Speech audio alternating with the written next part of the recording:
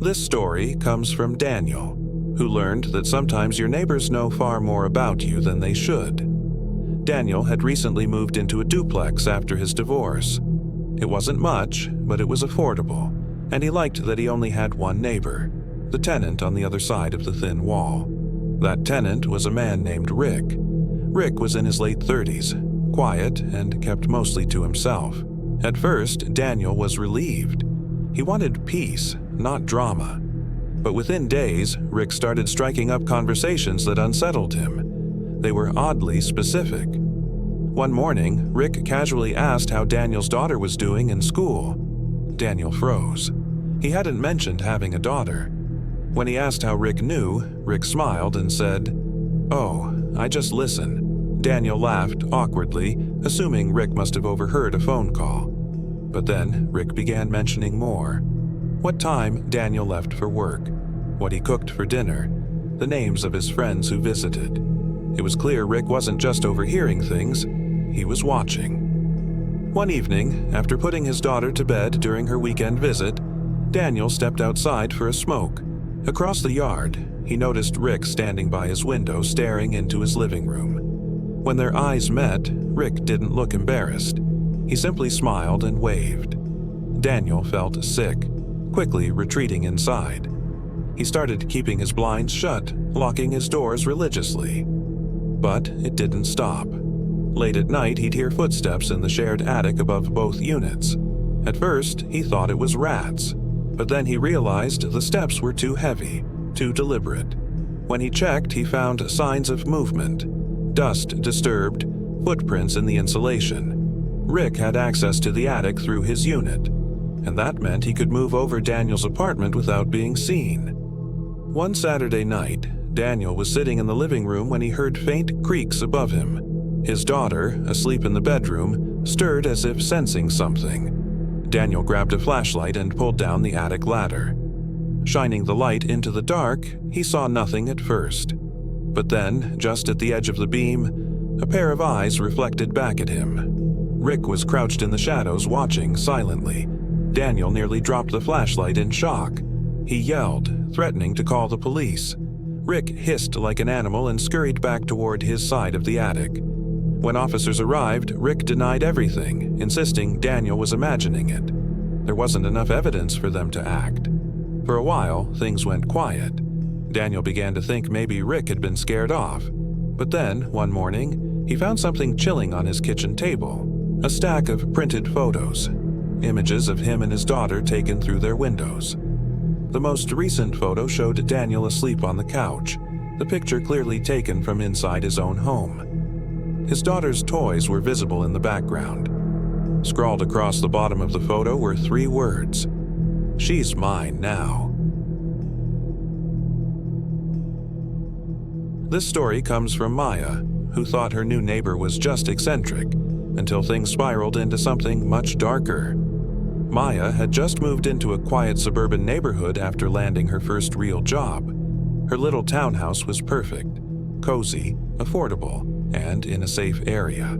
Her next-door neighbor, Mrs. Green, was an older woman who introduced herself with cookies on the very first day. At first, Maya thought she was sweet, even grandmotherly. But within days, Mrs. Green's behavior started to feel off. She constantly asked where Maya was going, what time she'd be back, and who she was with. Sometimes, when Maya returned home late, she'd find Mrs. Green waiting outside, pretending to check her mailbox. It was harmless enough at first, just annoying. But then, Mrs. Green began showing up at her door uninvited. She'd knock late at night, bringing food or baked goods, insisting Maya eat them right away. The food was always slightly odd. Soups that tasted bitter, cookies with a strange aftertaste. Maya usually threw them away, not wanting to be rude but too unsettled to trust them. Then came the notes, slipped under her door, written in shaky handwriting, "I'm the only one who cares about you. You shouldn't see anyone else. They don't love you like I do." Maya's stomach turned each time she read one. She started avoiding Mrs. Green altogether, but that only seemed to make things worse. One evening, Maya returned home to find her door unlocked. Inside, the kitchen smelled of something cooking. Her pots and pans were out, and on the stove was a simmering pot of stew. Sitting at her dining table was Mrs. Green, smiling sweetly. "I knew you'd be hungry," she said, as if it were the most normal thing in the world. Maya's hands shook as she ordered her to leave. Mrs. Green's smile faded, her face hardening. "You shouldn't speak to me that way. I'm the only one who's looking out for you." When Maya threatened to call the police, Mrs. Green finally stood, muttering under her breath as she left. Maya changed her locks the next day, but that night she woke to the sound of humming. The tune was faint, coming from somewhere inside her townhouse. She grabbed her phone and crept into the hallway. The humming grew louder as she approached the basement door. Her chest tightened as she realized it was Mrs. Green's voice. Summoning courage, she yanked open the door and flicked on the light. At the bottom of the stairs stood Mrs. Green, clutching a large kitchen knife, eyes wide and glassy.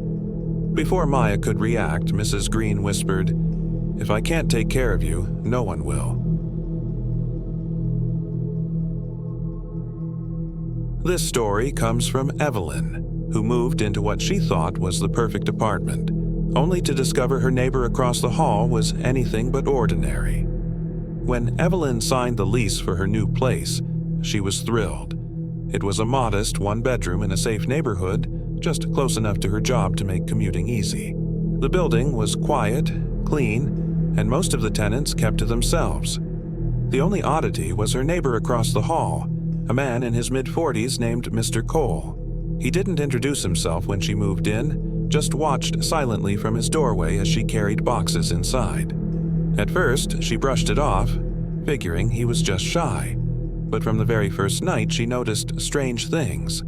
Around midnight, she heard footsteps pacing back and forth in the hall. When she peeked through the peephole, she saw Mr. Cole standing there, motionless, staring at her door. She froze, heart pounding, unsure if he knew she was watching. Minutes passed before he finally walked away. The next morning, she told herself it was nothing. Maybe he was drunk, maybe just restless. But then it kept happening. Almost every night, Evelyn would hear him outside. Sometimes he muttered to himself. Other times, he just stood there in silence. She considered reporting it to management, but she didn't want to seem paranoid. Then, things escalated. She came home from work one day to find a note slipped under her door. It read, "I hear you at night. You sound lonely." Her stomach dropped. She hadn't spoken a word in her apartment except for phone calls to her mom. How could he have heard her? Trying to dismiss it, she threw the note away. But the next evening, there was another one waiting. "Why don't you open the door when I knock?" Evelyn's blood ran cold. She had never heard him knock, or at least she thought she hadn't. That night, she sat in her apartment, lights off, listening carefully. Sure enough, just after midnight, there was a soft, deliberate knock on her door. She held her breath, terrified to move. Then came a whisper. "I know you're awake." Evelyn clamped a hand over her mouth, shaking. The knocking continued for nearly 10 minutes before it stopped. She didn't sleep at all. The next morning, she went to the landlord. But the landlord brushed her off, saying Mr. Cole had lived there for years and had never caused trouble. Evelyn left frustrated, but decided to change her locks just in case. That night, she double-checked every lock, closed every curtain, and tried to relax. At 1 a.m., she heard her doorknob rattling. Her stomach lurched as she realized someone was trying to open it. When she peeked through the peephole, she saw Cole again, his face pressed close, grinning. He whispered, "You can't ignore me forever." Evelyn stumbled back, shaking so badly she could barely hold her phone. She dialed 911, but by the time the police arrived, Cole had retreated into his apartment. The officers knocked on his door, but he didn't answer. They warned Evelyn to call again if it escalated. She barely slept for the next week, always listening for footsteps. Then, one night, she woke to a sound inside her apartment. Her chest tightened as she sat up in bed, straining to hear. The sound of breathing, slow, steady, not her own, came from the corner of her room. Her heart hammered as she reached for her phone. fumbling to dial. When she flicked on the lamp, the corner was empty, but her bedroom window was cracked open, and on the sill was another note scrawled in messy handwriting. Finally, I found a way in.